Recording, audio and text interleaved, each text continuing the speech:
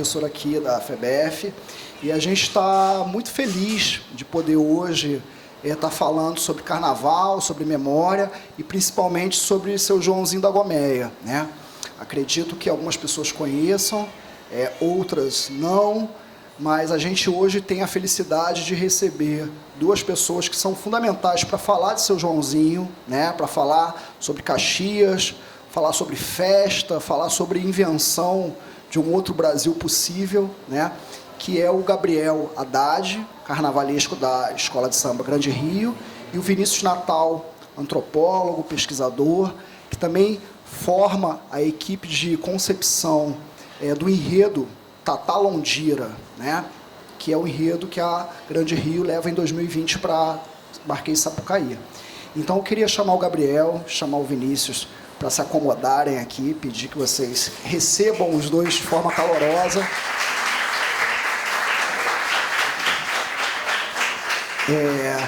E eu vou estar aqui fazendo o papel de cambonagem aqui dos dois, de estar mediando essa conversa.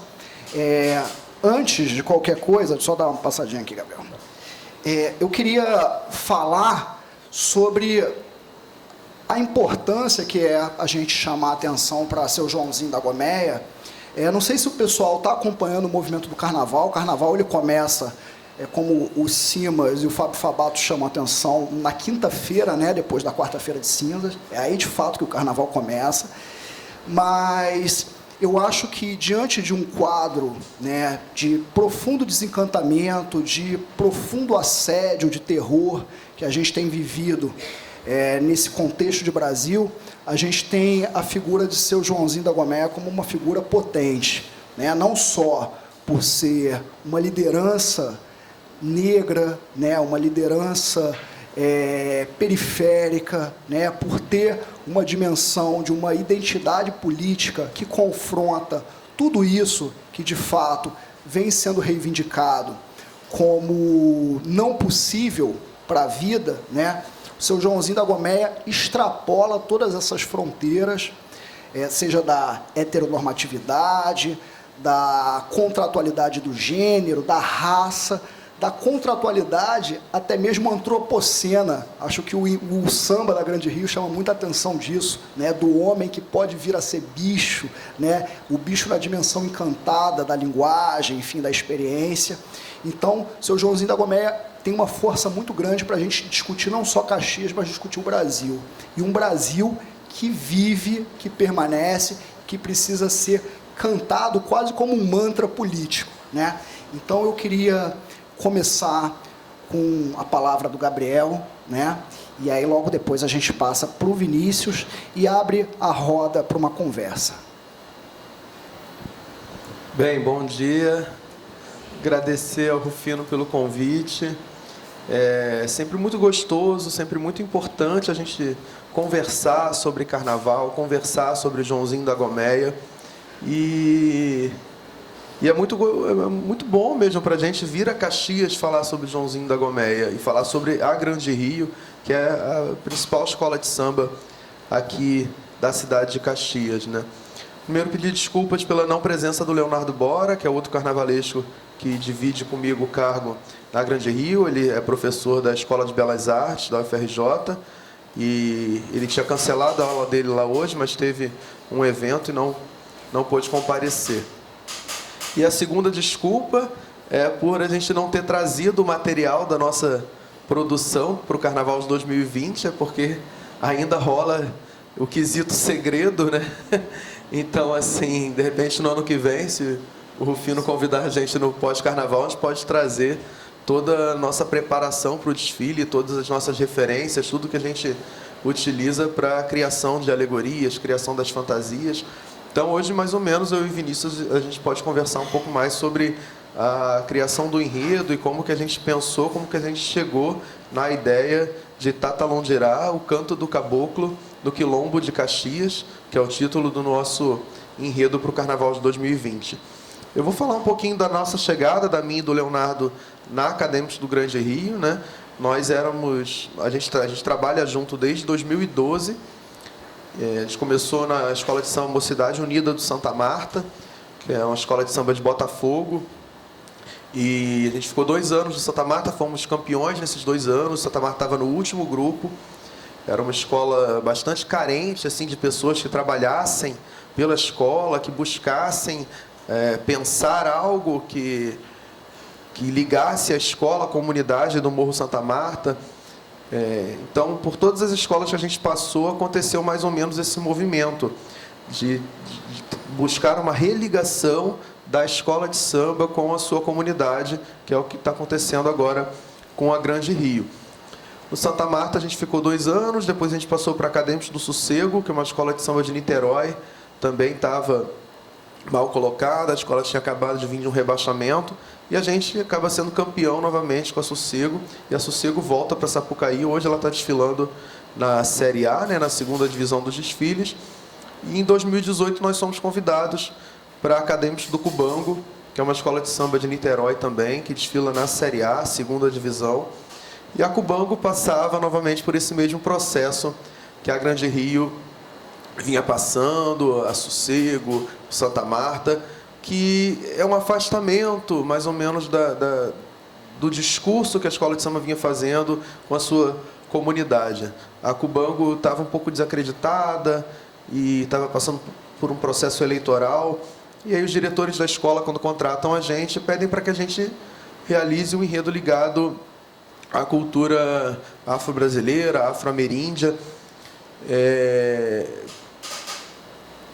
para tentar fazer com que os componentes da escola, que a comunidade voltasse a olhar para a Cubango. A Cubango tem um grande orgulho de se dizer a escola de samba mais negra do Rio de Janeiro, por estar no bairro mais negro de Niterói.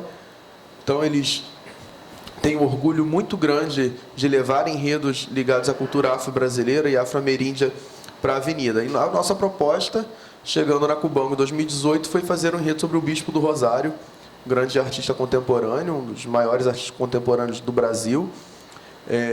E, a partir dali, contar tanto a história de Bispo do Rosário, quanto na época, né, a gente via um movimento para a volta dos manicômios e tudo mais, a gente fazia um protesto contra... a gente estava engajado na luta antimanicomial.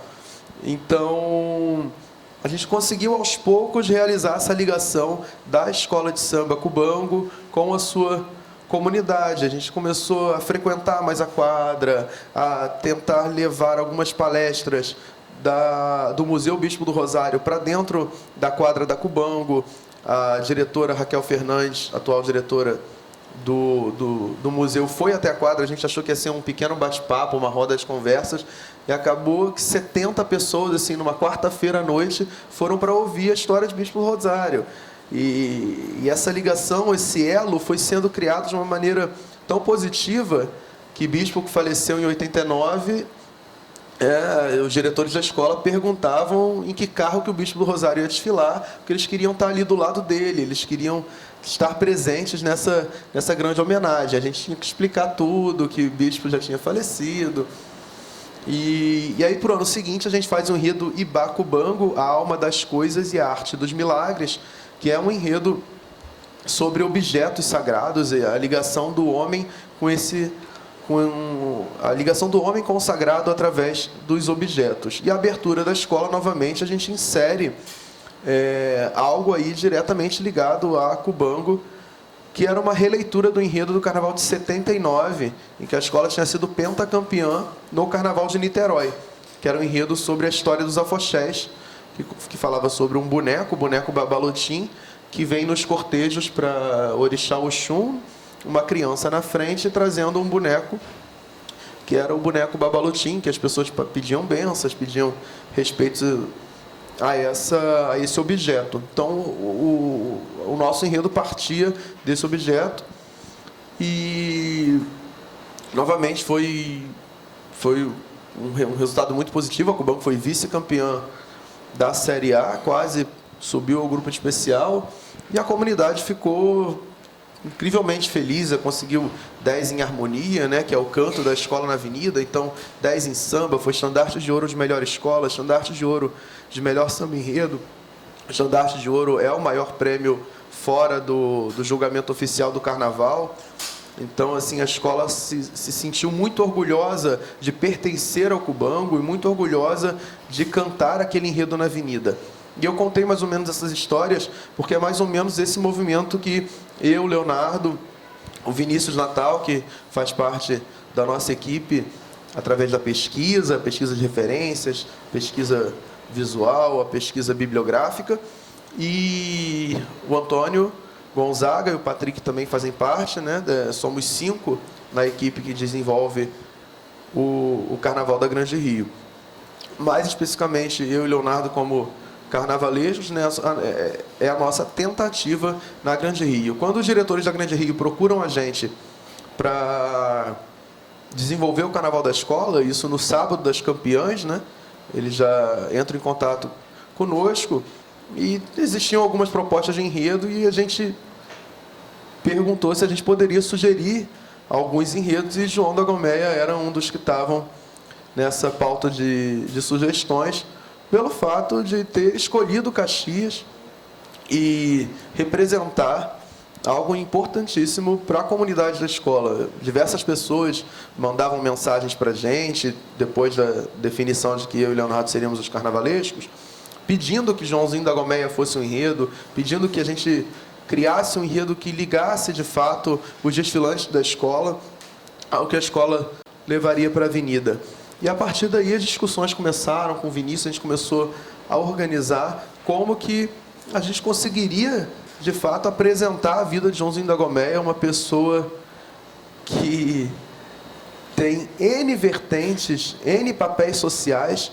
Então a gente acabava perdido na quantidade de matérias que a gente achava no jornal Cruzeiro, principalmente. O Vinícius fez uma pesquisa incrível, reunindo todas as fotos, as matérias que Joãozinho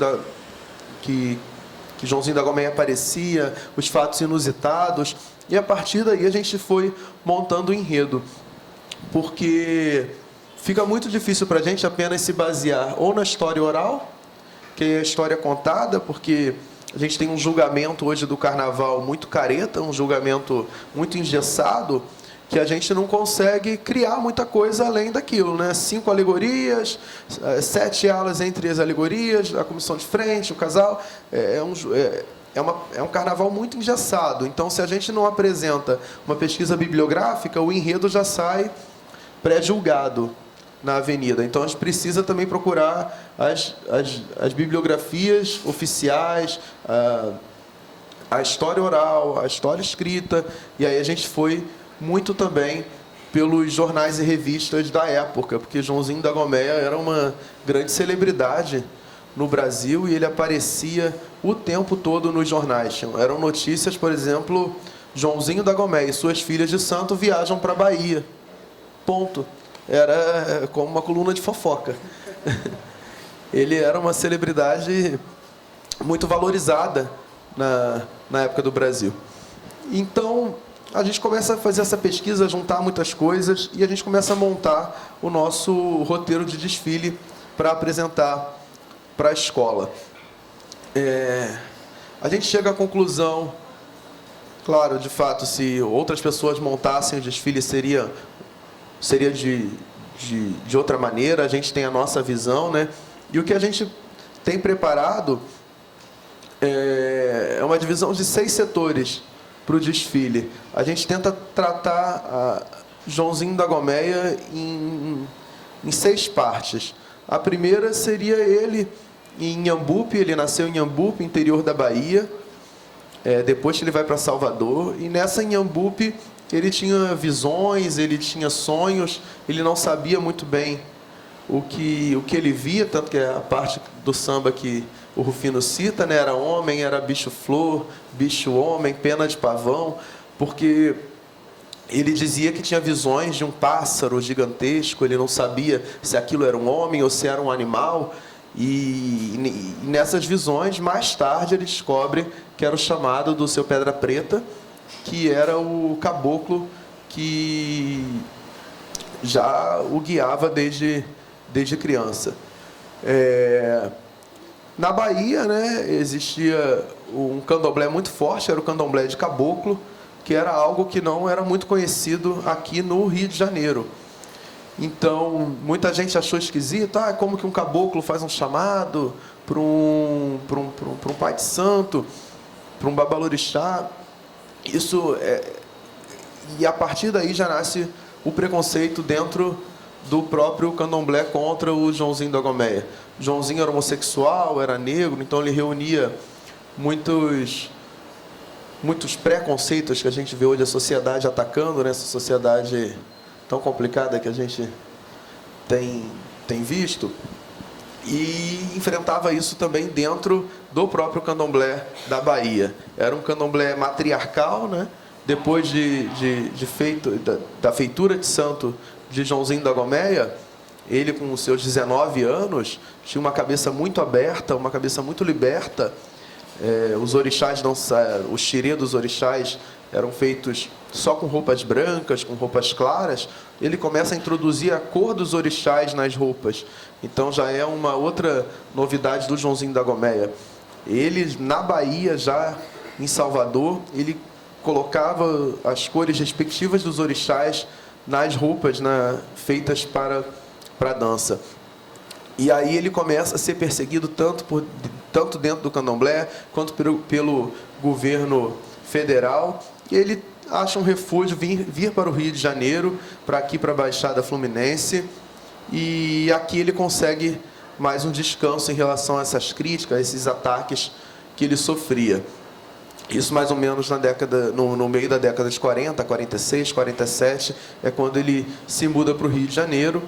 E aqui no Rio de Janeiro ele traz todos os fundamentos do candomblé de caboclo, o candomblé Angola, né, que forjaram toda essa base religiosa de João. E aqui ele traz essa novidade para o Rio de Janeiro. O candomblé de caboclo não era muito conhecido.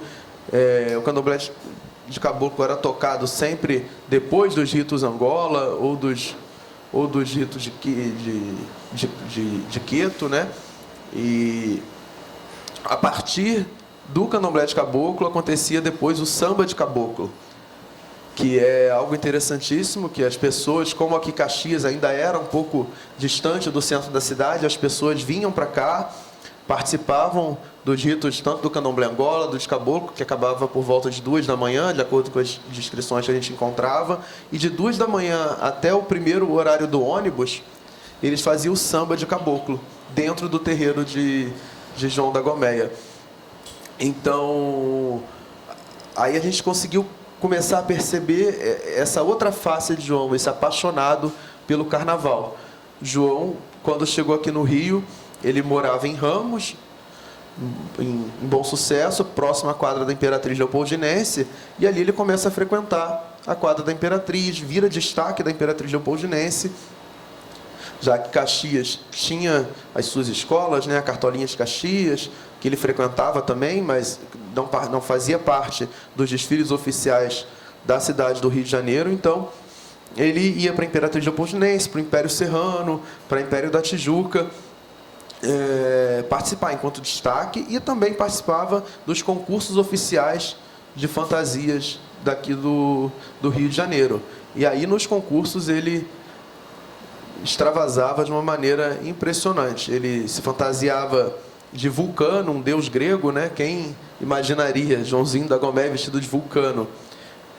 Vestido de Ramsés II, fez uma homenagem à imprensa, colocou o prédio da imprensa na cabeça, que tem uma foto famosa no Google, ele com um prédio gigantesco da imprensa na cabeça, participando dos concursos de fantasia de luxo.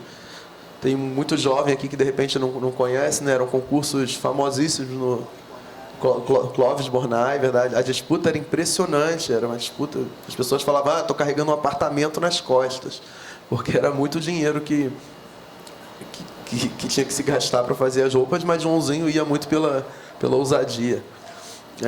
Em alguns anos ele se travestiu de mulher, então isso causou um rebu. A sociedade espírita queria expulsar Joãozinho da Gomeia, queria caçar a licença do terreiro, né? O que é uma coisa absurda, né? Inimaginável. Mas ele, enquanto a vedete, Odete, que se apresentou no Teatro Carlos Gomes. Então, a crítica começou a bater novamente nele. Quem imaginou um pai de santo travestido de mulher? As pessoas falavam em cabeça que baixa santo não se bota peruca, sabe? Começavam a atacar ele, e esses ataques apareciam nos jornais e revistas da época. Novamente, principalmente no Jornal Cruzeiro. O Jornal Cruzeiro acompanhava muito o dia a dia de João da Gomeia. E depois ele se fantasia de Cleópatra, então também é um acontecimento. E a gente vai mostrar isso no desfile. Muita gente não acredita nisso, né? Fala, mas vocês vão mostrar isso no desfile? Vamos, era uma face de Joãozinho da Gomeia, né? Ele era pai de santo, era do candomblé, mas ele também era um apaixonado pelo carnaval. E no carnaval, aí já nos desfiles das escolas de samba, no Império Serrano, na Imperatriz, ele levava temas afro-brasileiros para as suas fantasias. Ele foi Ganga Zumba no Império Serrano, em Heróis da Liberdade. Foi um Rei Nagô na Imperatriz, em Europa, França e Bahia, que é um enredo de 70. Participou no Império da Tijuca, aí já com a ajuda da grande carnavalesca Maria Augusta. Seria o primeiro orixá a passar na avenida. Ele se fantasiou de Ombulu, que é o terceiro santo da cabeça de Joãozinho da Gomeia. Passaria, porque o que aconteceu no desfile do Império da Tijuca, que seria no grupo de acesso, acaba faltando luz na avenida e a escola não desfila.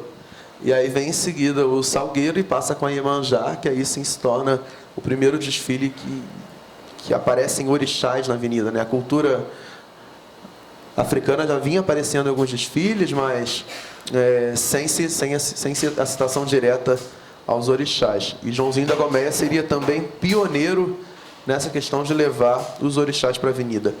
E aí, nesse setor também do desfile, que a gente fala da relação de João com o carnaval, né, as roupas que ele fazia dentro do carnaval eram produzidas dentro do seu terreiro. As filhas de santo de João também costuravam, ele era costureiro. E essa relação dele com as fantasias é tão grande que a gente foi fazer uma visita no Centro Histórico de Caxias e tinha algumas peças de João e as pessoas não sabiam, às vezes, diferenciar o que era roupa de santo, o que era roupa para ser usada no xireio e as fantasias de carnaval deles, porque ele fazia essa mistura tão grande entre esses dois universos. Uma outra parte da vida de João, que a gente vai apresentar na avenida, é a questão do balé afro. João criou uma companhia de balé afro com as suas filhas de santo e passou a se apresentar em cassinos, como o Grande Cassino da Urca, passou a se apresentar no Teatro Municipal. João da Gomeia foi professor de Mercedes Batista, a primeira bailarina negra a dançar no Teatro Municipal. Então, ele ensinou passos do balé afro a Mercedes Batista. João recebia visitas de presidentes no seu terreiro. João Goulart visitava o terreiro da Gomeia. Getúlio Vargas, Juscelino Kubitschek, posteriormente, leva, aí já é um fato inusitadíssimo que Vinícius, na sua pesquisa incrível, descobriu, que João da Gomeia foi convidado por Juscelino a arriar ebós na construção de Brasília. Então, a gente fica imaginando hoje o Palácio do Planalto, né, com mais de 100 ebós espalhados pelo chão, com esse nosso ex-presidente governando. E o que é um absurdo, porque houve uma tentativa de se tirar o quadro da Djanira, que é o quadro Orixás, né, que tinham as iabás pintadas do Palácio Alvorada. Então não adianta tirar o quadro da Djanira, que os ebós vão estar lá enterrados embaixo do palácio e de toda a cidade de Brasília. Então esse é um fato também que a gente vai levar para a avenida, a gente vai apresentar. E o grande final do nosso desfile faz relação direta à cidade de Caxias, que é para a gente conversar com a comunidade da escola, com a Grande Rio, que é apresentar a cidade enquanto grande quilombo de resistência e resistência popular, assim como foi João da Gomeia. A convite do presidente da Grande Rio, Milton Perácio, eu e o Leonardo, a gente veio a Caxias conversar com o pessoal que participou, que viu o enterro de Joãozinho da Gomeia, né? Ele faleceu em 71, então as pessoas eram crianças na época, 9, 10 anos, e falaram para a gente que o dia fechou, o céu ficou escuro, começou a cair um temporal na cidade de Caxias, e descia muito barro pelas ruas, as ruas foram tomadas por barro e acontecia uma revoada de andorinhas que tapava o sol. Então era como se a natureza estivesse se manifestando pela partida de Joãozinho da Gomeia, né? Iansã, que era a segunda santa a segunda orixá da cabeça dele, né? Que no final da vida já meio que praticamente dominava a cabeça de João da Gomeia, parecia que estava se manifestando ali, né? Iansã, Senhora dos Raios, da Ventania. Então, como o nosso final do desfile vai ser como se essa Iansã desse um poder, desse essa força para toda a cidade de Caxias continuar resistindo, continuar lutando contra isso tudo que a gente vem enfrentando. As festas de cultura popular, as festas que aconteciam dentro do terreiro da Gomeia, como a festa junina, que hoje Caxias tem uma representatividade enorme em todo o estado do Rio, em todo o Brasil, vão estar na avenida. A Folia de Reis, que hoje continua sendo uma manifestação cultural muito forte na cidade, também vai estar presente. Tinham Folia de Reis que partiam de dentro do terreiro da Gomeia para andar pela cidade. Rodas de capoeira aconteciam dentro da Gomeia, e hoje Caxias conseguiu fazer a maior roda de samba, a maior roda de capoeira do Brasil. A quadra da Grande Rio hoje reúne um encontro nacional de capoeira. E então esse final vai ser como se fosse esse grande grito de respeitem, né? Respeitem a nossa cultura, respeitem a cultura afro, respeitem o que João da Gomeia fundamentou aqui em Caxias, respeitem o nosso axé, que é como o nosso samba fala, né? Eu respeito o seu amém, você respeita o meu axé. É como o Babalorixá, o Babalaô Ivani dos Santos comentou há 2 semanas atrás, quando a gente estava junto. A gente não pede tolerância, né? Não é tolerância religiosa, é respeito. Porque tolerar, eu te tolero, beleza. Não, a gente quer respeito. A gente quer o respeito ao axé da Gomeia, a gente quer o respeito à cidade de Caxias, que é exatamente como fala o samba da Grande Rio. Então, dessa maneira que a gente vai encerrar o nosso desfile da escola, tanto apresentando essa resistência cultural, essa resistência popular da cidade de Caxias, e esse grito de respeito ao candomblé de João da Gomeia, ao candomblé e aos terreiros que vêm sendo quebrados e depredados aqui na cidade, porque são mais de 100 terreiros quase proibidos de tocar hoje, né? Então, a mensagem do desfile em si, né? Porque muita gente fala, vocês vão apresentar o terreiro quebrado? A gente fica... Não vamos, a gente quer mostrar o contrário, a gente quer mostrar que fazer um enredo sobre João da Gomeia, fazer um enredo sobre um negro, sobre um gay nordestino, é mostrar, é valorizá-lo, é valorizar toda a nossa cultura, é esse grito de respeito. O enredo em si representa todo esse grito que a gente precisa dar hoje na avenida. Então, mais ou menos isso, né? A gente vai conversando depois. Mas essa é a nossa visão, essa é a nossa história que a gente quer apresentar na Grande Rio para o Carnaval de 2020.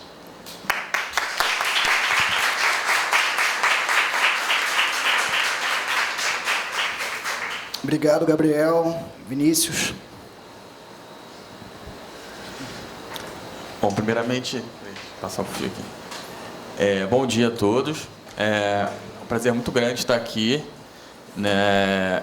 E assim, primeiro parabenizar pelo evento, Rufino, toda a organização, que é muito importante a gente fazer esse tipo de evento para a gente debater e não transmitir conhecimento, mas trocar, né? Porque é sempre a troca que faz a gente crescer, e ressaltar que é melhor ainda falar para uma plateia dentro de uma universidade, para uma plateia majoritariamente negra. nos seus mais variados tons. Então, parabéns, e é isso aí, acho que o caminho é esse, né? Fico muito feliz da gente estar debatendo aqui. Bom, a minha fala vai ser mais no sentido de pensar como que a gente construiu esse enredo, como a gente construiu essa narrativa, mas voltando um pouquinho, retrocedendo um pouquinho no tempo. Primeiro falando que, bom, e tanto eu, quanto o Gabriel, quanto Leonardo, a equipe toda, antes de trabalharmos, somos apaixonados por carnaval. Né? Eu comecei, né, nasci praticamente dentro da quadra da Vila Isabel, Gabriel nasceu em Niterói, né, indo nas quadras também lá de Niterói, o Leonardo era do Paraná, fazia desfile já pequeno, assim, desfile com miniatura, né? Então tem esse componente do apaixonado e da nossa ligação com o carnaval. Pode parecer pouco, mas não é, porque isso faz uma diferença muito grande na nossa visão de como a gente enxerga a cultura popular e principalmente de como a gente enxerga a escola de samba como cultura popular e não só como um evento, como um show, como um espetáculo que acontece. Que ela é também, né? Não deixa de ser, mas essa tensão e essas duas maneiras de ver a escola de samba, esse equilíbrio que a gente sempre tenta buscar. E aí eu vou contar uma história que, dependendo do lugar, eu não me sinto à vontade para contar, mas aqui eu estou me sentindo, então vou contar. Que é sobre como a gente começou a trabalhar, né? Enfim, eu acompanho junto da trajetória do Gabriel e do Léo desde lá de Santa Marta, que éramos uma comissão, aí depois eu fui para outra escola, depois a gente voltou no Sossego a trabalhar junto, na Cubango também. E aí o primeiro enredo que eu comecei a pesquisar com eles, de fato, foi o Ibá Cubango. E isso nasceu de um sonho que aconteceu. Como é que foi esse sonho? Que é bizarro. Então, a gente estava pensando qual seria o enredo da Cubango depois do Bispo do Rosário, e a gente não sabia qual seria o enredo, a gente estava desesperado porque estava tudo travado, nada acontecia. E aí, um dia eu dormindo, cada um a gente estava sem se falar, sei lá, durante uma semana, assim, né, por conta de correria e tal. E aí eu dormindo, eu sonhei que estava eu e o Léo, o Gabriel não estava no sonho, foi excluído do sonho. Estávamos eu e o Léo passando por debaixo de um viaduto, assim, uma coisa bem escura, e tinham umas mulheres assim meio esfarrapadas e uns homens que parecia uma coisa meio de mendigo mesmo, né? Jogando água em cima da gente, gritando, passando os panos em cima da gente.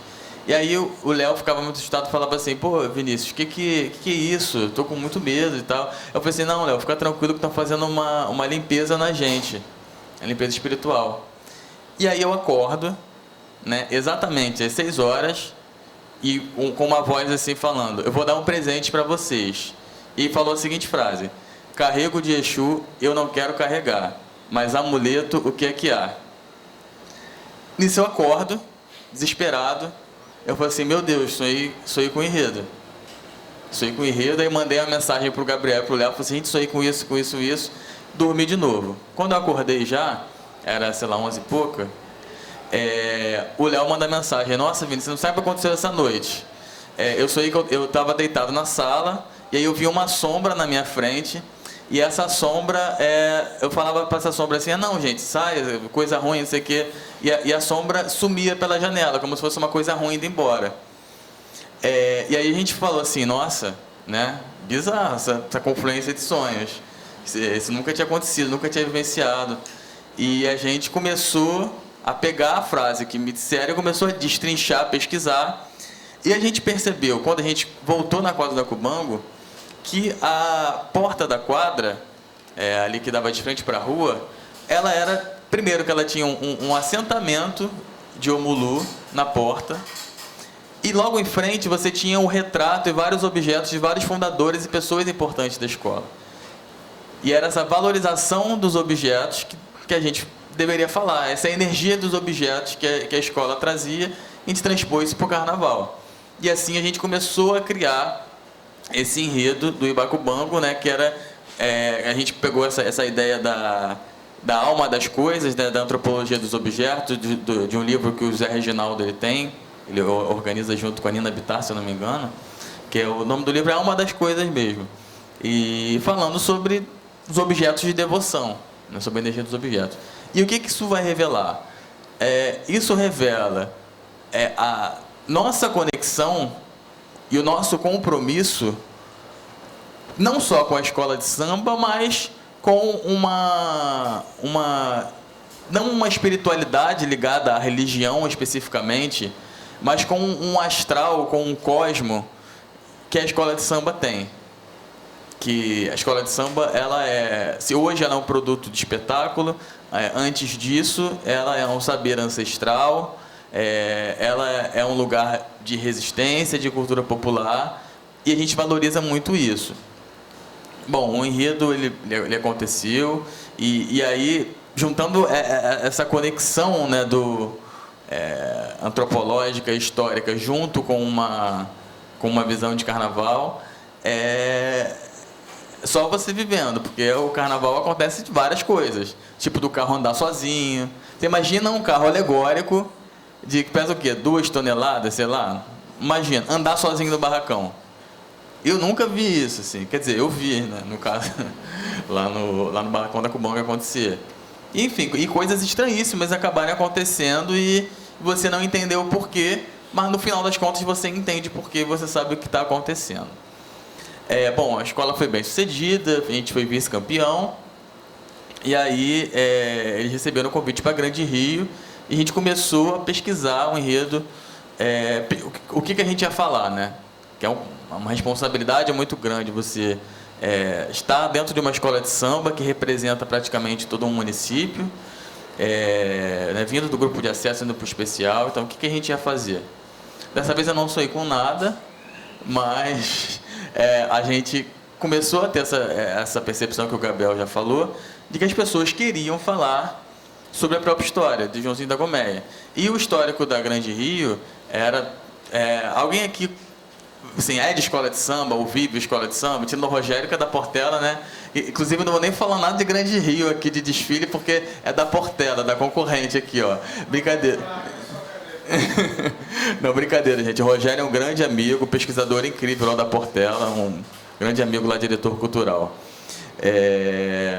Então, a gente começou a pensar sobre o enredo e a maneira com que a gente ia abordar esse enredo. Então, todo mundo começou a falar, gente, fala de Joãozinho da Gomeia, a escola quer se reconectar, e a Grande Rio era vista como assim, a escola de artista, a escola de famoso, só fala de enredo ruim, não sei o quê, né? E as caras, todo mundo fazendo assim, as caras, né? Isso é Grande Rio. Não, mas... isso era uma crítica que muita gente fazia, né? E aí a gente pensou assim, bom, vamos ouvir o que as pessoas querem dizer, o que elas querem falar, né? E aí entra nesse compromisso que nós, enquanto profissionais dentro de uma escola, temos que ter enquanto trabalhadores, enquanto profissionais de uma escola, mas acima de tudo de uma instituição cultural, que representa milhões de pessoas e que conecta milhões de pessoas. Se a gente for parar para pensar racionalmente, talvez as escolas de samba sejam uma das instituições mais bem-sucedidas culturais do mundo atualmente. São instituições com quase 100 anos e que hoje você tem escola de samba em praticamente toda a cidade do Brasil e você tem escola de samba no mundo inteiro. Então, para pensar racionalmente isso e que essas instituições nasceram no estado do Rio de Janeiro. Olha o compromisso que a gente tem quando a gente assume um lugar de poder, um lugar de construção narrativa e de discurso, quando a gente está, né, sentado num lugar de criação disso, né? Então a gente começou a ouvir as pessoas, o que não é uma coisa fácil, né? Porque quem trabalha com movimento social, quem trabalha com escuta, é uma coisa que desgasta. A gente abriu a sala do barracão praticamente para todo mundo, então todo mundo ia lá opinar, falar, olha, eu não quero que fale do João da parte do carnaval, né? Porque isso é desrespeitoso para a religião. Outros já falando, não, mas o João era do carnaval, tem que falar do carnaval, que ele desfilava, né? E aí a gente ia ouvindo essas narrativas orais que as pessoas que conviveram com ele contavam, paralela a uma pesquisa de arquivo que a gente fazia e do cruzamento dessas informações a gente montou o enredo. Enfim, a gente teve uma surpresa muito grande com o enredo, porque o enredo ele serviu como um dispositivo para a criação praticamente de uma rede, né, de seminários e de peças de teatro, enfim, para pensar a figura do Joãozinho da Gomeia, né? Então a gente ficou bastante feliz assim e ciente dessa responsabilidade que a gente tem de colocar o carnaval sobre essa figura incrível, né, na rua, de debater sobre ele. E enfim, eu acho que é um pouco isso. E aí, voltando um pouco sobre as críticas que faziam, né, para Grande Rio, e falar um pouco, fechar a fala, falando um pouco sobre o que a gente entende como escola de samba, né? Também, além dela ser, da escola de samba, ser esse espaço que tem praticamente no Brasil inteiro e que tem no mundo inteiro, a escola de samba ela não existe, ela é uma abstração. A escola de samba ela é feita de pessoas, né? Você pode ter uma sede física, né? Você tem uma quadra, né, que a gente chama de quadra, mas se não tiver quadra, a escola de samba se faz na rua.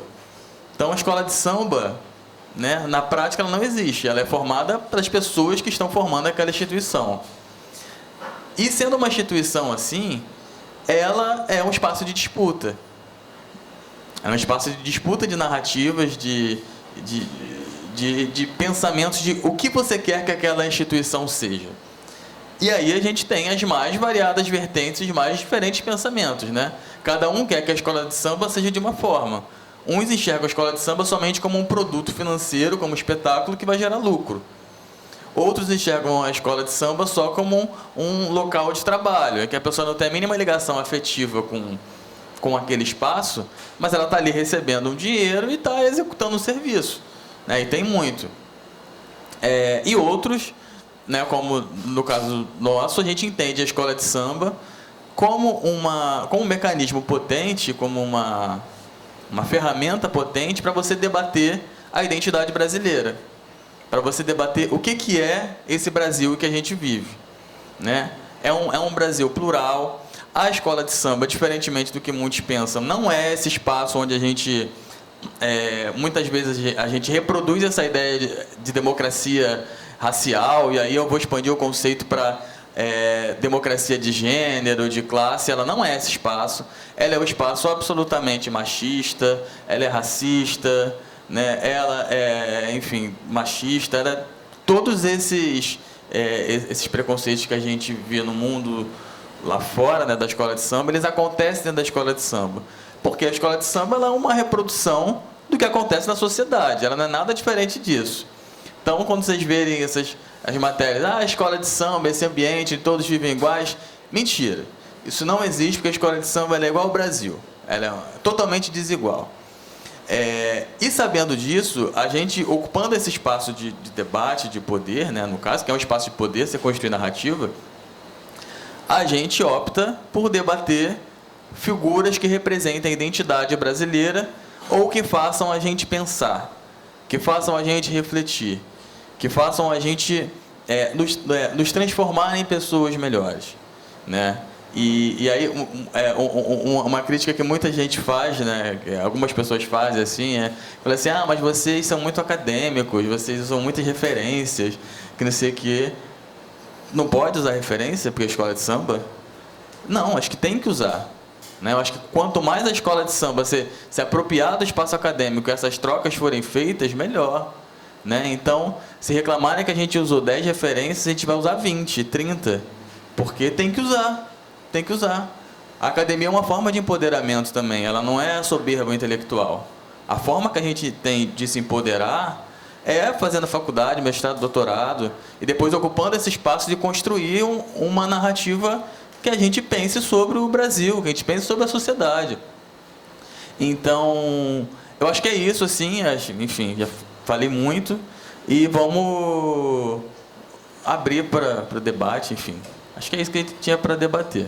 Bom, gente, obrigado.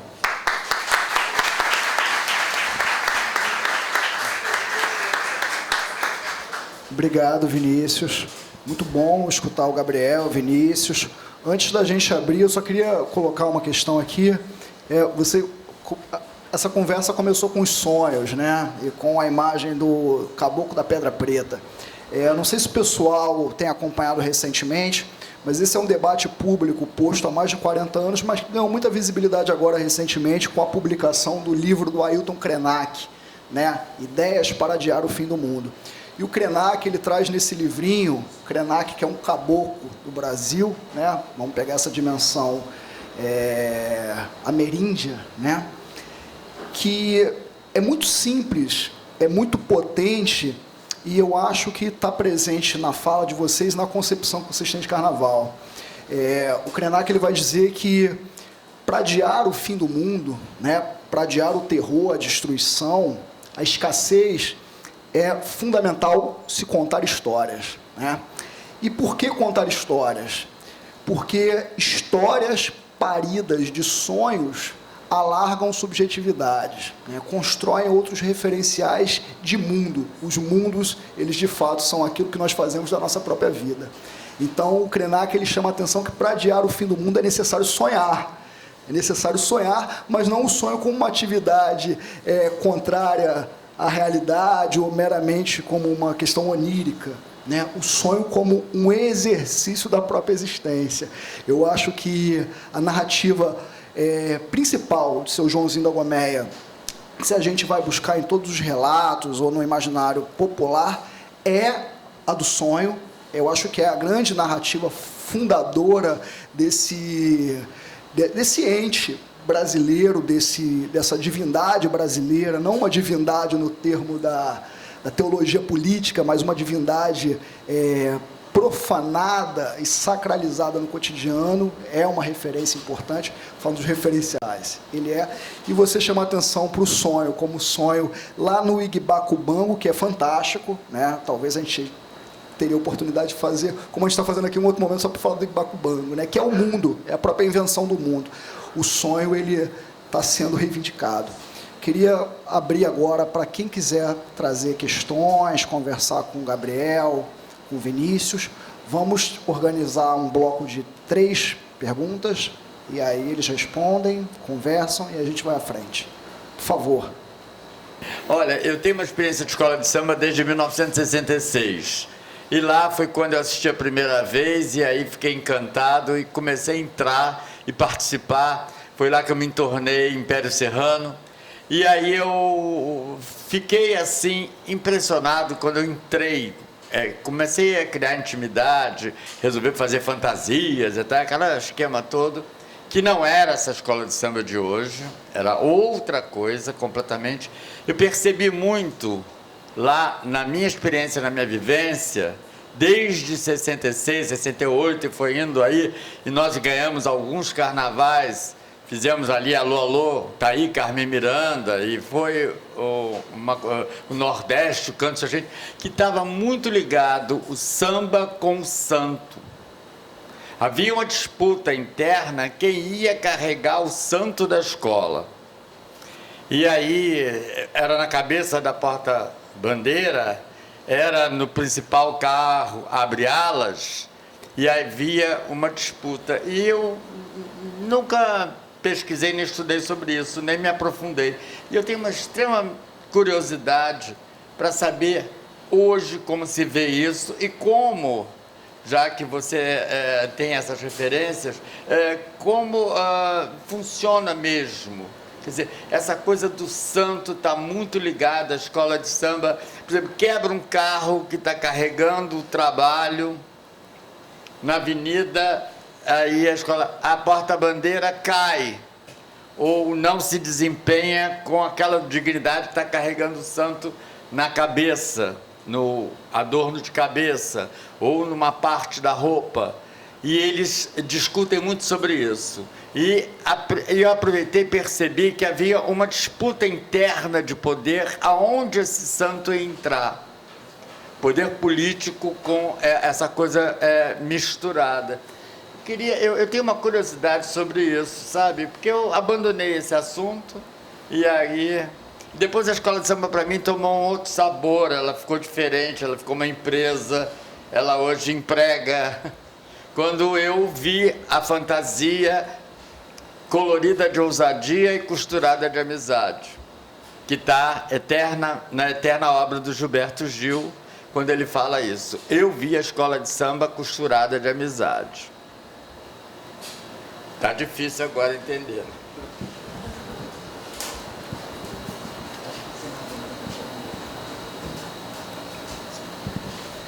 Oi, bom dia. Eu sou Rodrigo, sou mexicano, desculpe se não falo bem o português.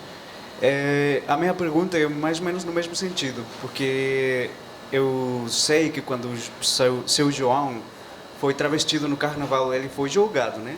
E um dos argumentos dele foi que ele não estava misturando na religião, ele não mexeu como terreiro.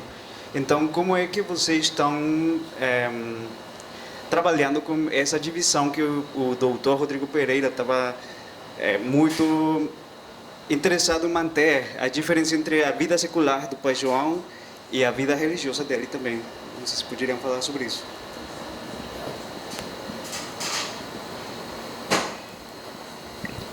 Bom dia, gente. É que na sinopse de vocês fazem muitas referências a diversos desfiles da escola, né? Como o Rei Negro, até mesmo faz uma ligação bem indireta com o Chateau. E eu queria entender como que vocês pegam assim, os desfiles de 93, 94, 92, que são referências dentro do mundo do carnaval, que vocês empregam dentro da sinopse, para o desfile de 2020 como referência.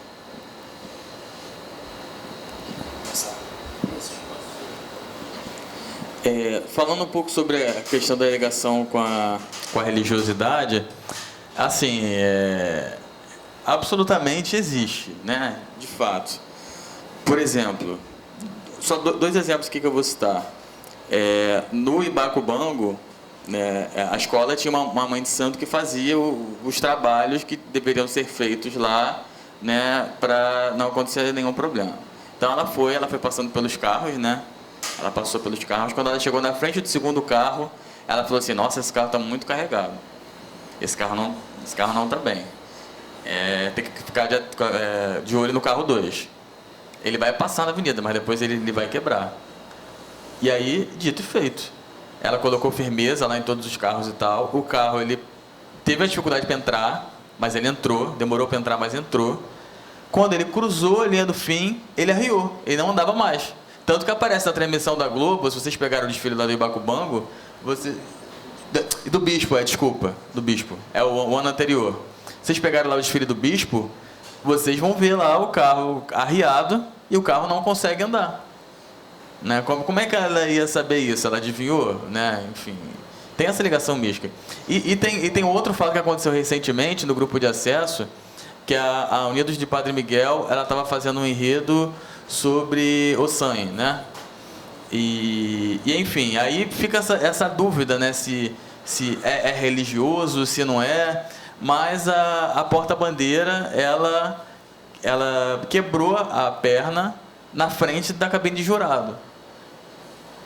E aí depois surgiram algumas narrativas dizendo assim: o sangue tem ligação com a perna, não conheço direito, assim.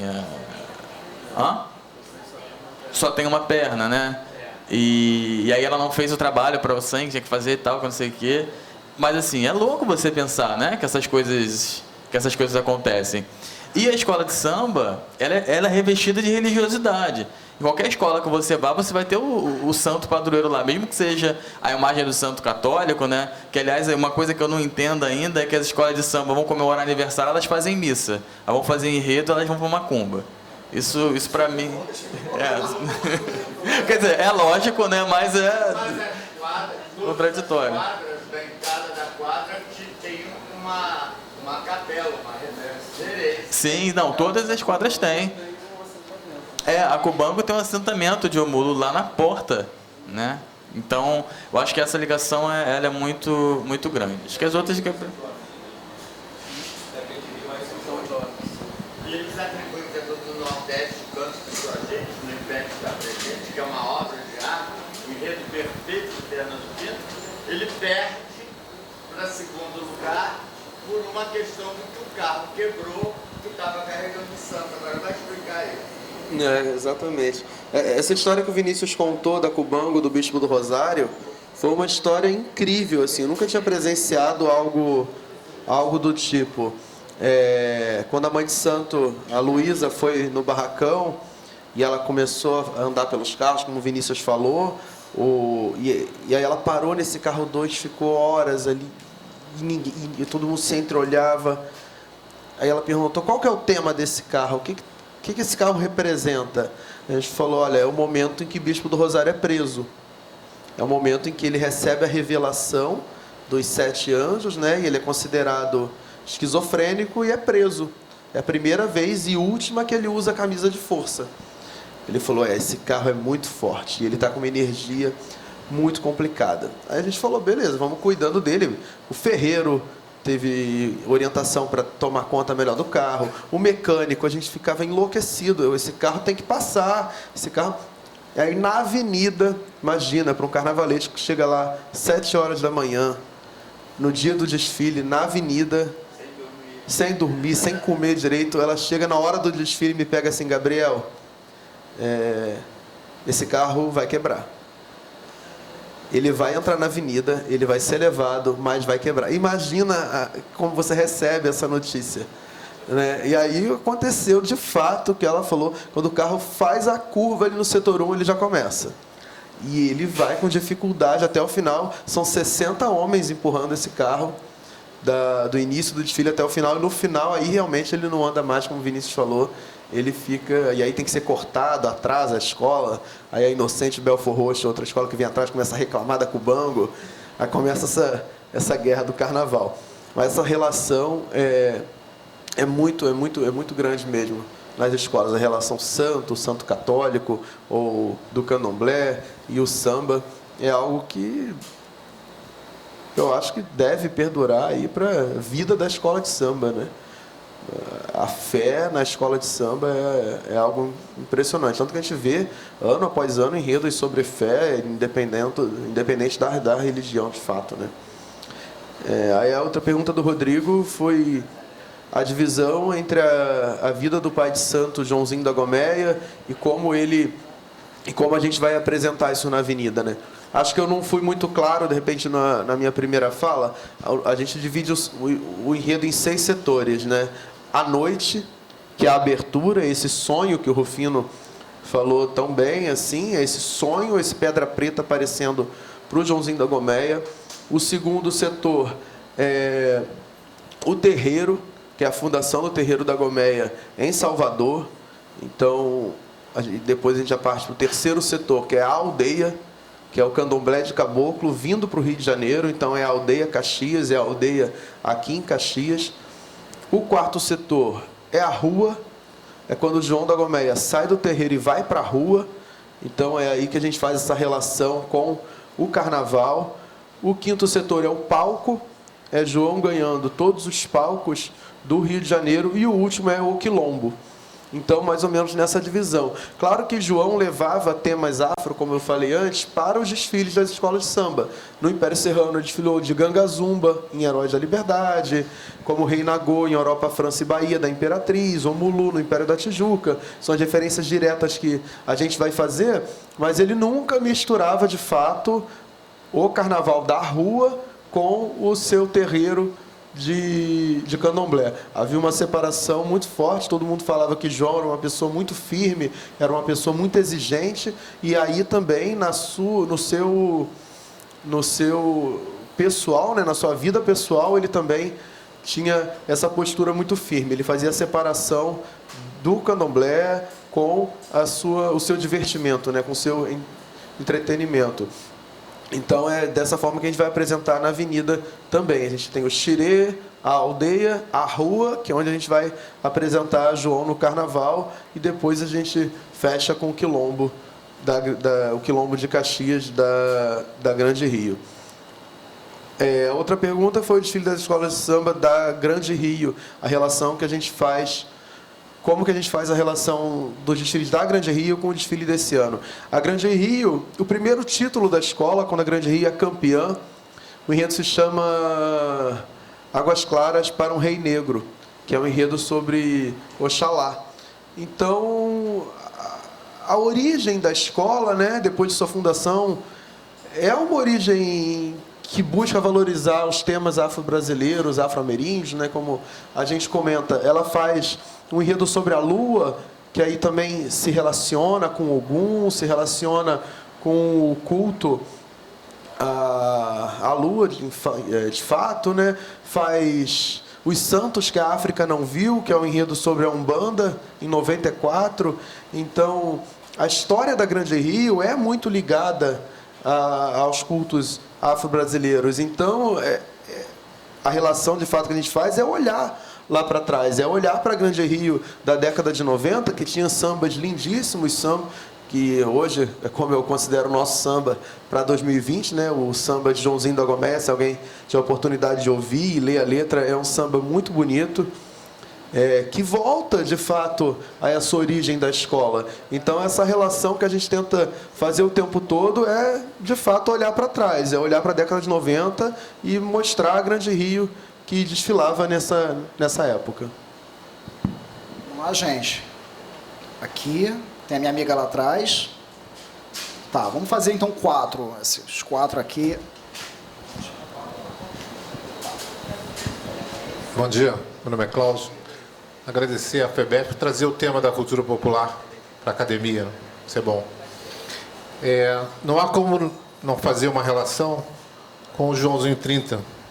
Gostaria que vocês fizessem essa correlação. Curtíssimo aqui.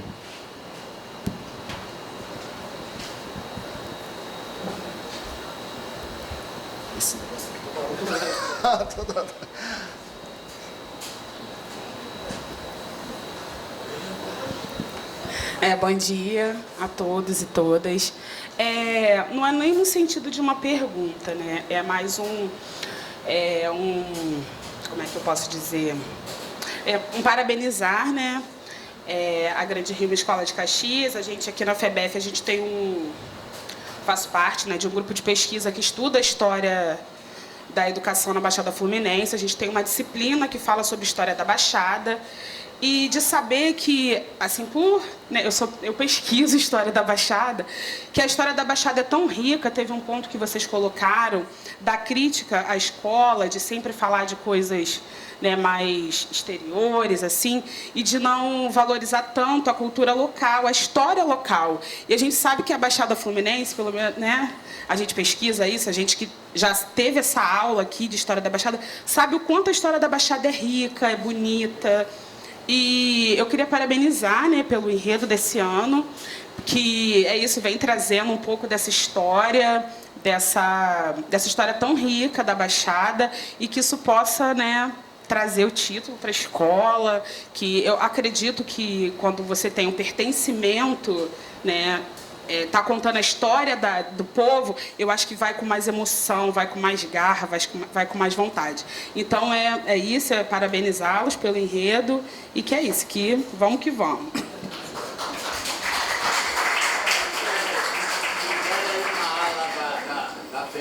Uma ala da FEBEF na Grande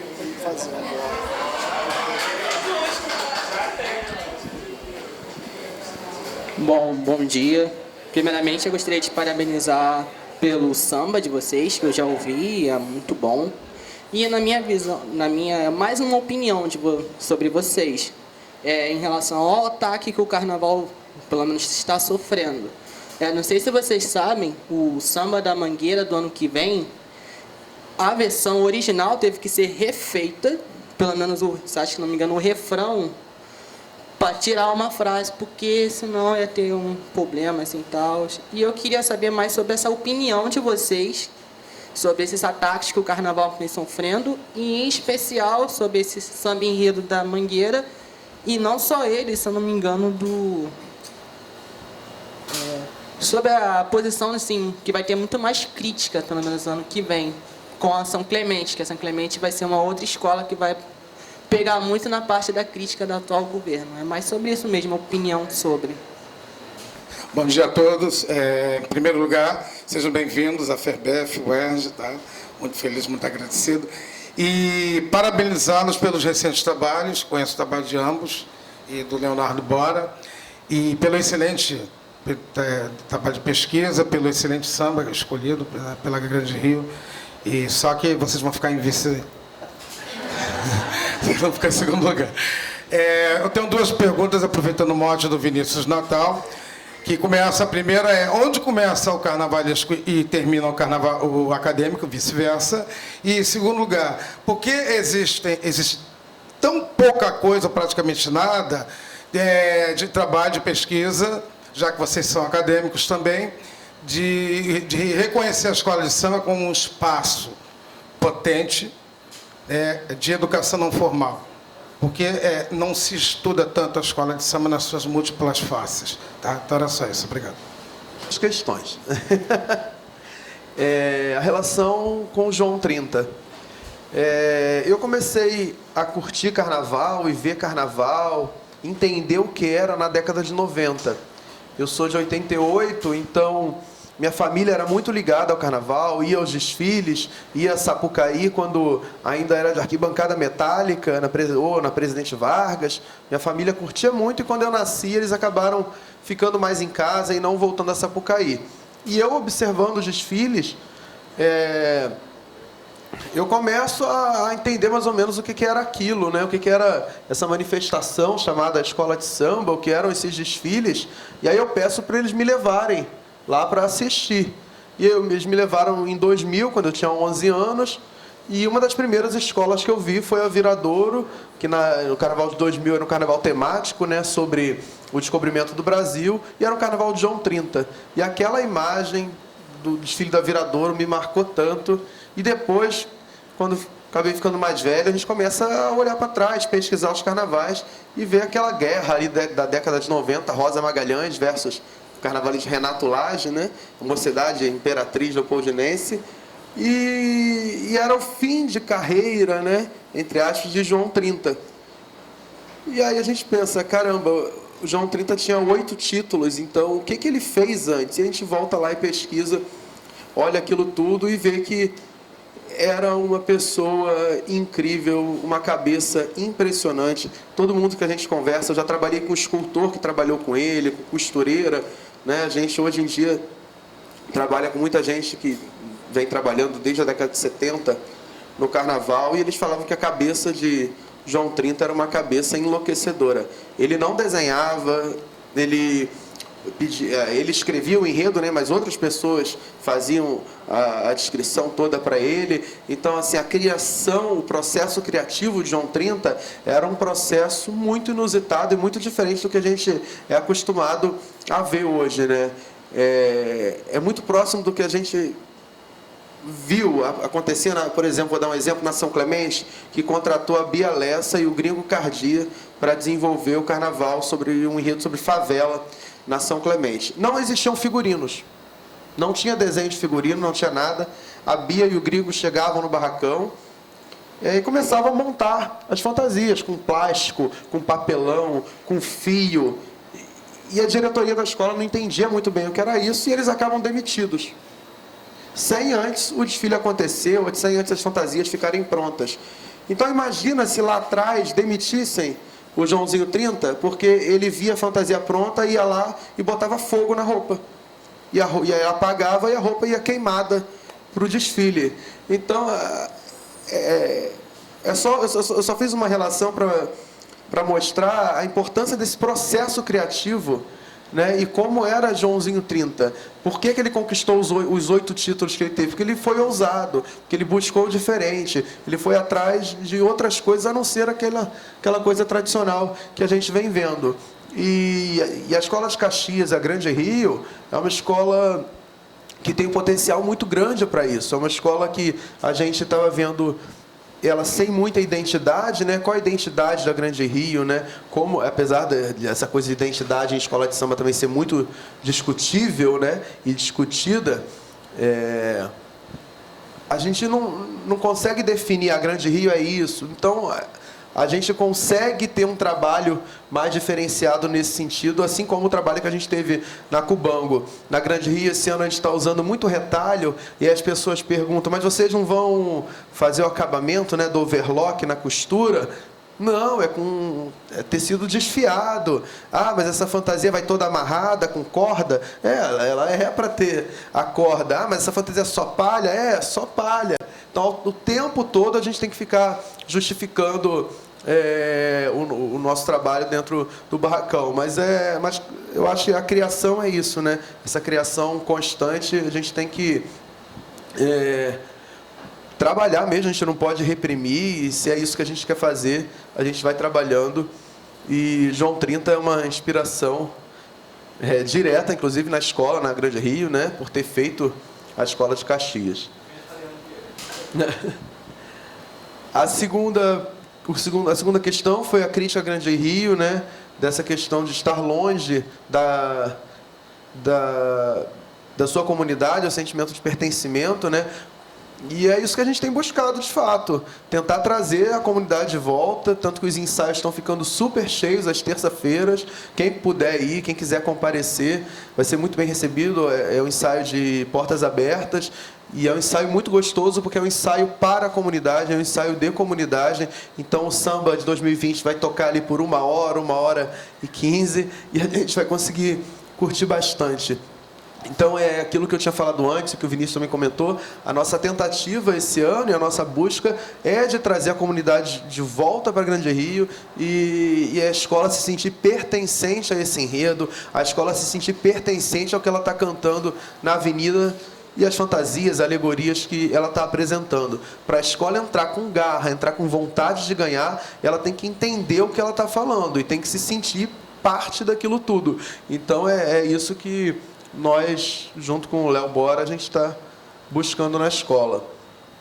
Os ataques com o carnaval, né? E as mudanças no samba, mudança na Mangueira e as críticas que o carnaval vem recebendo. Bem, o samba da Grande Rio vem recebendo críticas também, né?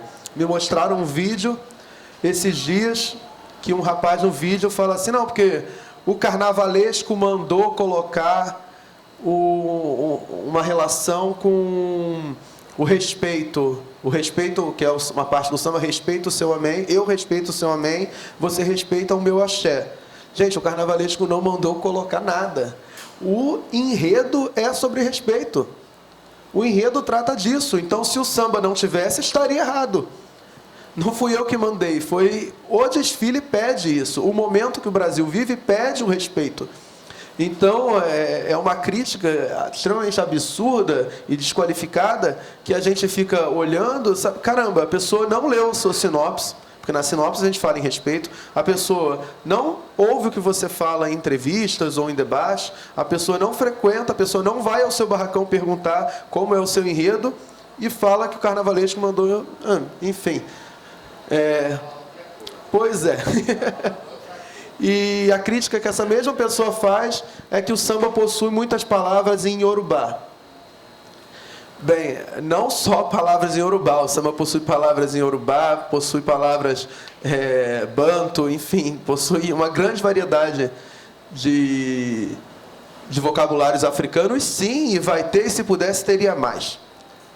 Né? Porque é um samba sobre Joãozinho da Gomeia e não pode não ter palavras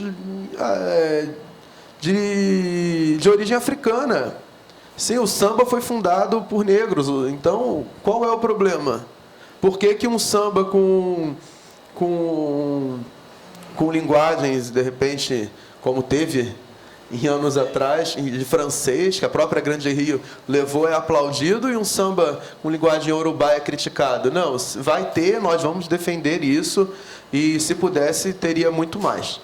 Assim como o samba da Mangueira, as críticas que recebe, é um absurdo, é uma pena que isso esteja acontecendo, mas o nosso papel é reverberar isso e criticar e defender os nossos ideais, né? E o Rogério perguntou sobre essa relação do carnavalesco e o acadêmico, né? Para mim é muito difícil fazer essa separação, porque eu entro no carnaval enquanto admirador, enquanto brincante, e vou entendendo esse ser carnavalesco, aí eu começo a pedir trabalho, né? Correr os barracões. Posso trabalhar com você? Eu comecei a trabalhar com o Max Lopes, depois trabalhei com o Alexandre Lousada, trabalhei com o Fábio Ricardo na Grande Rio, e hoje eu assino o Carnaval da Escola. E é o carnaval que me leva para a academia.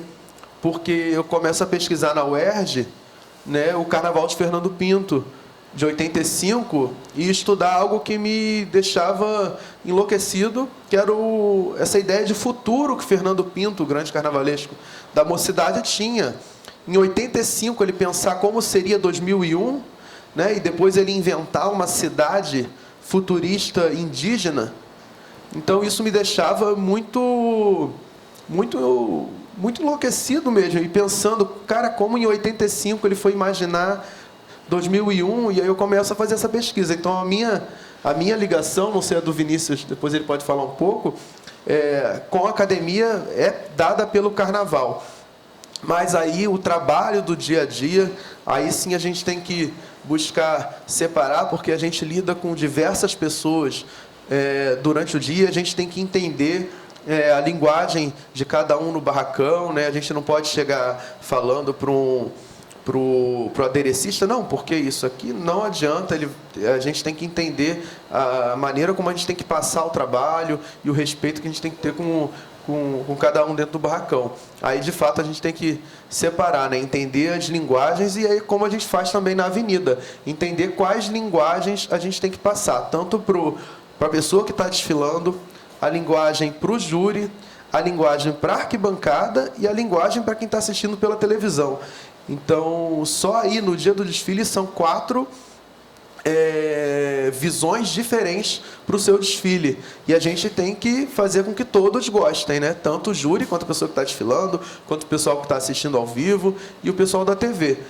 E aí essa mudança entre o acadêmico e o carnavalesco também passa por entender essas visões, essas linguagens para quem a gente quer falar e como a gente quer que essas pessoas entendam o nosso recado.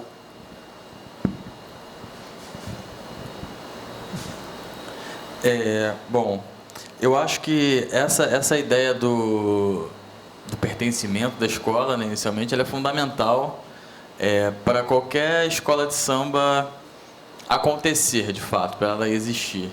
E aí, juntando um pouco com a questão do Rogério, do limite entre carnavalesco e profissional, eu acho assim, não adianta a gente, enquanto equipe de criação, pensar só na nossa parte, né? A escola de samba é uma instituição total.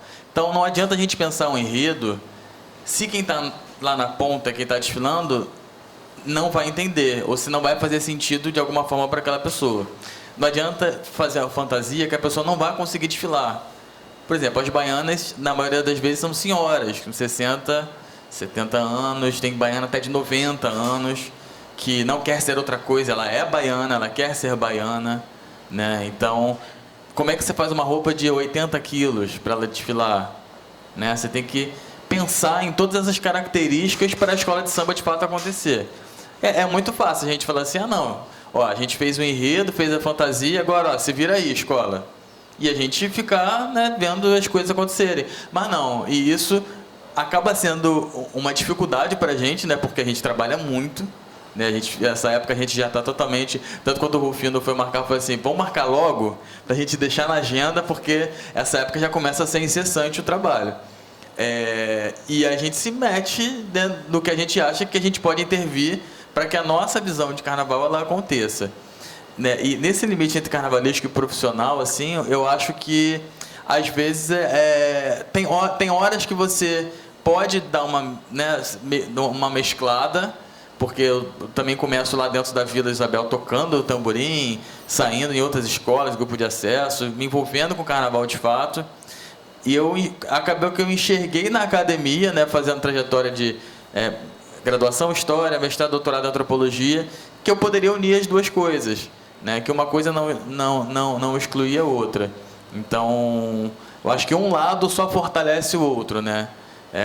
Quer dizer, às vezes eu chego em uma mesa acadêmica, eu falo que sou sambista, engraçado, quer dizer, não é nada engraçado, mas fui numa mesa lá na USP, aí eu cheguei, né, aí eu ia falar com outro cara lá, aí chegou um professor e falou assim, e aí vai ter chapéu Panamá, uma coisa bem exotizada assim, sabe? Aí eu olhei assim, né, já não consigo disfarçar muito, né, eu falo assim, só falo assim, né? E aí depois você mostra que não é nada disso, né? Que às vezes tem essa visão exotizada, né? Que da mesma forma dentro da escola de samba, muitas vezes acaba enxergando essa soberba intelectual porque é da academia e não é nada disso, entendeu? As coisas elas estão confluindo, a maneira como você passa e falando isso que o Gabriel falou, né? Essas diferentes camadas de interpretação. E a sua mensagem tem que chegar nas diferentes camadas. Ela tem que atingir tanto o cara que está lá no Japão assistindo, né, a sua mensagem, quanto a baiana que está rodando, quanto a bateria que está tocando, ela tem que, essas diferentes camadas tem que ser atingidas. E sobre a questão dos ataques do carnaval, enfim, essa questão racista, classista, desses ataques que a gente está vivendo, que não é novo, que sempre existiram contra a população negra, né, contra a população pobre, isso sempre existiu. Na minha pesquisa de doutorado, eu peguei alguns trechos assim bastante duros assim de pessoas que estavam falando assim, o rei da Bélgica vinha aqui, por exemplo, em 1920, e aí os jornais começaram a receber várias cartas com opiniões dizendo, aproveita que o rei Alberto I da Bélgica vem e remove o morro da favela, porque aquilo é uma porcaria. Só tem gente passando doença, não sei o quê, que não é muito diferente de hoje e que sempre existiu, né? E enfim, acho que cabe a nós lutar contra isso mesmo e tentar combater. E a última questão, só para encerrar, que essa pesquisa, a escola de samba como espaço de educação não formal, né? Eu acho que primeiro a escola de samba precisa se reconhecer como um espaço de transmissão de saber, porque acho que a maioria não tem nem essa dimensão, né? Eu acho que talvez a Portela esteja mais à frente disso, né? Hoje, assim. E a Grande Rio tem um trabalho muito legal também com a Pimpolhos, de conscientização, né? Do que é uma escola de samba, do ensinar, do fazer e tal. Infelizmente, grande parte das escolas estão preocupadas com outras coisas, estão preocupadas em fazer show, em só ter lucro. Só que o que elas não entendem é que se a base não estiver forte, não adianta, não sustenta. Não sustenta. A escola de samba ela é chão. Independente dela ser espetáculo para a Globo. Pensem bem, um espetáculo da escola de samba, qualquer um pode fazer. Se eu chamo um cara da Disney lá, o cara vai ver, o carro alegórico faz assim, fantasia faz assim, vou contratar umas pessoas bailarinas para sambar, comissão de frente, beleza, fiz uma escola de samba. Mas é uma escola de samba no seu caráter artístico, visual, não uma escola de samba no seu caráter de cultura popular, onde quando a porta-bandeira roda, tá ali a ancestralidade, a representatividade da bandeira também. Quando a baiana está ali, ela não está representando só uma senhora de saia, ela está representando a memória daquelas baianas da Praça 11, as baianas do Valongo. Tem todo esse simbolismo também dentro da escola de samba que não pode ser deixado para trás. E acho que se a escola de samba, a partir do momento que ela passar a se reconhecer como essas instituições promotoras e potentes dessa visão, eu acho que a coisa, tanto no aspecto do espetáculo, no aspecto financeiro, quanto no aspecto no aspecto cultural, vai andar muito mais. E aí eu torno a dizer, a escola de samba é um espaço de disputa. E não é fácil, o Rogério sabe disso, não é fácil estar dentro de uma escola de samba disputando nessa narrativa. Né? A gente sabe o quanto que é difícil, porque às vezes nós somos um falando e sem falando o contrário, chamando você de maluco, falando assim, esse povo aí do cultural, o negócio é dinheiro, não sei o quê. Quantas vezes a gente ouve isso? Mas, né, se é o que a gente acredita, é a nossa visão, a gente tem que lutar para que ela se faça valer. Quem vai? Você? Tem mais alguém? Eu vou me inscrever também, que eu queria fazer uma pergunta.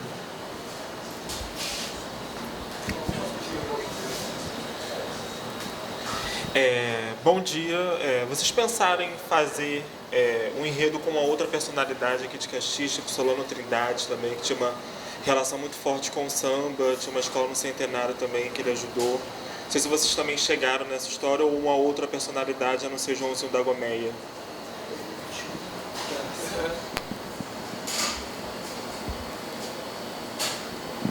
Bom dia novamente. como seria representado o candomblé? Porque o candomblé de caboclo, ele nunca, acredito eu, que nunca foi representado na avenida, em sua glória, em sua essência. E a partir de João, como seria representado o candomblé de caboclo na avenida? Vou fazer uma pergunta. Seu Joãozinho da Goméia foi uma figura muito discriminada dentro dos setores religiosos, né? Quando a gente diz setor religioso, há uma discriminação, há um ataque muito específico das próprias comunidades de terreiro. Não sei se o pessoal sabe, mas Caxias é um complexo que engloba grandes personalidades do axé, né? Pai Cristóvão, Mãe Regina do Bambochê, enfim. E seu Joãozinho da Goméia talvez seja a primeira figura que começa a ganhar um destaque a nível nacional, né? Transgredindo, no sentido de pensar de forma cosmopolita, esse lugar da religiosidade de matriz africana, afro-ameríndia. Mas tem um dado curioso que tem muito a ver com a questão da formação do Vinícius, a antropologia, né? Que esse próprio debate, ele tem talvez uma raiz, né? Não vou nem dizer nenhum eco muito grande, na formação do pensamento social brasileiro, onde se elege um modelo, né, de se pensar essa religião afro-brasileira muito fixada na matriz iorubana, na matriz nagô. E não à toa se esquece um cara que é muito importante, que talvez seja o grande pensador, a única grande obra sobre isso, que é a obra do Edson Carneiro, né? Sobre os candomblés do Recôncavo, sobre os candomblés de Caboclo, os candomblés de Banto, e que também tem um eco muito grande nas escolas de samba, porque o Edson Carneiro estava nesse cruzo com as escolas de samba, principalmente com a Portela. E a grande questão é o seguinte: esse ano que vem, vocês optam por fazer uma fala sobre ações afirmativas contra o racismo religioso, né? Que hoje é um problema nacional, né? É um problema institucional. A Baixada, Rio de Janeiro também, ela está num cinturão de governos político-teológicos. Isso é um fato, isso é concreto, né? Como que o enredo da Grande Rio, e aí eu estou pensando aqui, colocando em perspectiva, ele pode ser uma espécie de discurso, de tradução entre algo que ainda permanece nas comunidades de candomblé, né, que é um certo fetiche com a pureza, uma certa recusa dessa misturada toda que seu Joãozinho representa, né? E como que esse enredo ele pode contribuir para uma fala outra, que é o seguinte: agora há uma necessidade de diálogo comum contra um terror, uma forma de violência sistemática que opera para todo mundo, né? Não interessa se o cara é candomblé de caboclo, se ele roda com a chita ou com a baiana de sei lá o que, né? De renda. E é importante a gente fazer essa discussão, né? Aproveitar, na próxima sexta-feira, dia 8, vai ter uma audiência pública sobre os atos de terror cometidos contra os terreiros. Vai ser às 8 horas da manhã na casa, no Ilê Axé, o meu Juarô, do Babá Dailton, casa de Mãe Beata de Iemanjá, né, Miguel Couto. E no domingo, dia 10, há a passeata em Caxias, né, a passeata contra o racismo religioso. Então, eu acho que isso tudo está no balaio da reflexão Grande Rio. Bom, sobre Solano Trindade, já tinha pensado sim, mas são coisas futuras, né? Sim.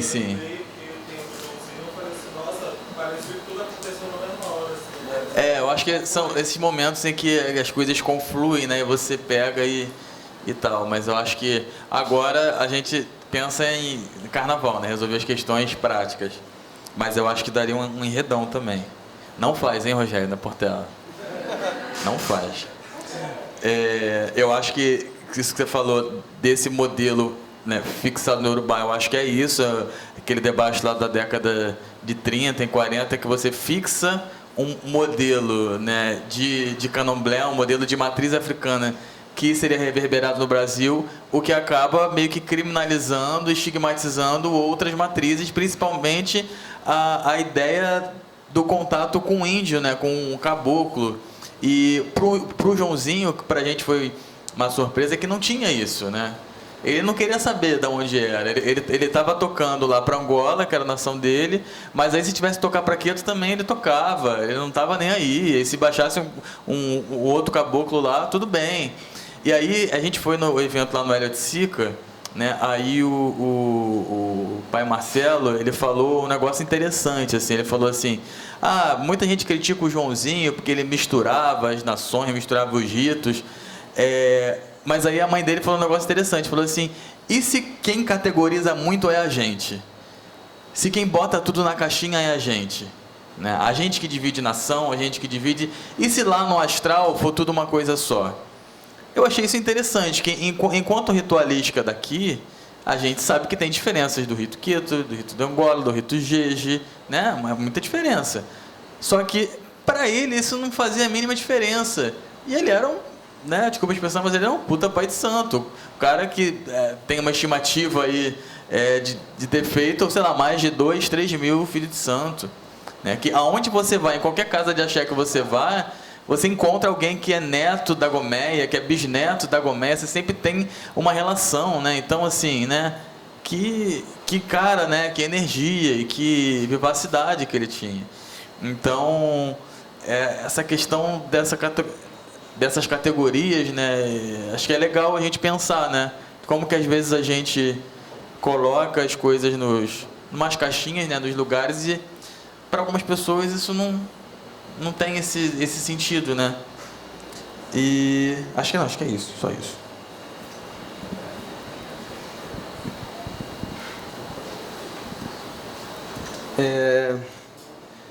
Bem, sobre enredos sobre o Solano ou outras personalidades caxienses, bem, isso passou de fato pela nossa pesquisa, né? A gente olhou, a gente tem livros sobre personalidades caxienses que ainda não foram contadas na Avenida ou que não foram nem citadas na Avenida. Então, assim, a gente conseguindo continuar o trabalho na Grande Rio, tudo mais, de repente, né? Aí fica para 2021. Sobre o candomblé de caboclo, o João já na Bahia, né, como eu tinha falado antes, em Salvador, ele foi discriminado dentro do próprio candomblé por levar cor para o xirê, por vestir as pessoas coloridas no xirê dos orixás e não apenas com branco. E ele sai de lá, é meio que expulso, né, de Salvador, e vem para Caxias, e ele traz na mala, né, a gente brinca na sinopse, ele traz na mala a juremeira, que é o pé da onde a gente tira para fazer a bebida, né, a jurema sagrada, que faz parte do culto do candomblé de caboclos, que era algo que não era muito conhecido aqui no Rio de Janeiro e nem da gente particularmente, né? E aí quem ajudou muito a gente foi a mãe Céci Caixa, que é a herdeira da Gomeia, né? A Gomeia não tem um terreiro hoje, assim, de fato, aqui no Rio de Janeiro, de descendentes da Gomeia, tem em São Paulo e em Salvador, mas a Céci, né, que foi eleita no jogo para ser herdeira de fato da Gomeia, não conseguiu assumir, porque muitos pais ali mais velhos não aceitaram que uma menina de 8 anos pudesse ser a herdeira de fato da Gomeia, e tiram todos os fundamentos daqui, levam para São Paulo, né, para Salvador, e hoje o Rio de Janeiro não tem nenhum fundamento de fato da Gomeia de João. Né? E se vocês passarem ali pelo terreiro dele, né, tá destruído, não ficava, eu não sei hoje o nome, mas era Copacabana, virou Gomeia, pois é, porque até os ônibus botavam, né, centro do Rio, Caxias, via Gomeia. A Gomeia era a referência também espacial aqui, mas era na região de Copacabana, aqui em Caxias. É aqui perto? A gente visitou, o presidente Perácio levou a gente, mas a gente foi lá pelo Centenário, pelo Corte 8, né? Aí eu já não sei como o nome da região ali da Gomeia. E hoje é um terreiro que está destruído, está acabado, né? A gente fica pensando nessas questões, aí eu já entro no que o Rufino comentou sobre essas relações Queto, Banto, né, Angola, Jeje, com todo mundo que a gente tem conversado, com todo mundo que a gente tem falado, o pai Celinho, que tem um terreiro aqui em Caxias, o pai Danilo, que trabalha e é destaque da Grande Rio desde a sua fundação. Todo mundo tem a mesma visão. Assim, hoje a união tem que ser muito maior do que qualquer diferença de rito, porque o ataque está vindo de todos os lados para cima do povo de Axé. Então, o povo de Axé hoje tem que se unir de alguma forma e buscar enfrentar essas vozes reacionárias, né? Esses ataques ferozes, essas vozes ferozes que vêm para cima da gente.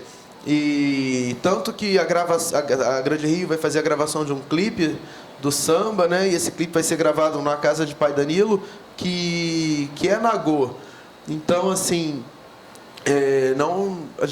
a união está tão grande que essa diferença já não está mais impedindo qualquer relação entre os terreiros. A Céci foi na casa de pai Celinho, Céci é da Goméia, Angola, né? Pai Celinho é Nagô também. Então, assim, as relações estão muito melhores hoje entre os terreiros de fato e aceitação, até por uma grande influência de pai João, né? Que foi uma grande voz que reverberou toda essa união lá atrás.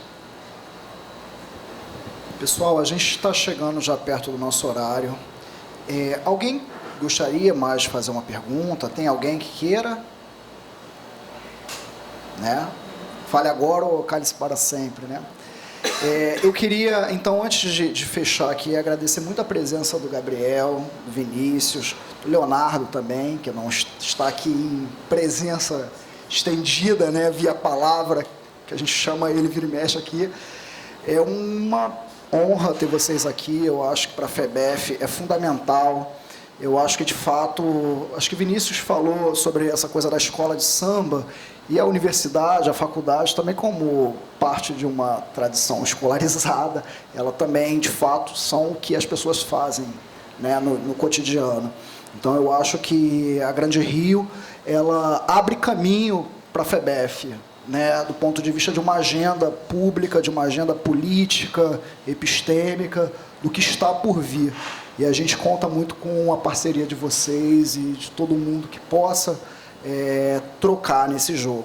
Eu queria agradecer também aos professores que estão colaborando, são parceiros nessa atividade, que é a professora Amália e o professor Nielson, e avisar que na noite a gente vai ter uma outra mesa com o título A Goméia é Caxias, Arte, Patrimônio e História.